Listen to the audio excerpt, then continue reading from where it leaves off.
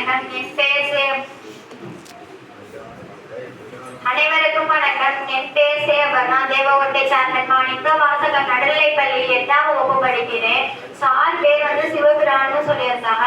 Sir சொல்லியிருந்தாங்க நம்ம எது சொன்னாலும் நிதானமா சொல்லணும் அப்படின்னு சொல்லியிருந்தாங்க. நம்ம டிவி பார்க்கும்போது அம்மாட்டெல்லாம் சொல்லி சாமி பாட்டை வச்சு விடுங்கம்மான்னு சொல்லி கேட்கணும் அப்படின்னு சொல்லியிருந்தாங்க. சார் சொல்லியிருந்தாங்க ஸ்கூல்லயும் பிள்ளைங்க எல்லாரும் சேர்ந்தாச்சு ஒரு சாதனை பண்ணணும் அப்படின்னு சொல்லியிருந்தாங்க.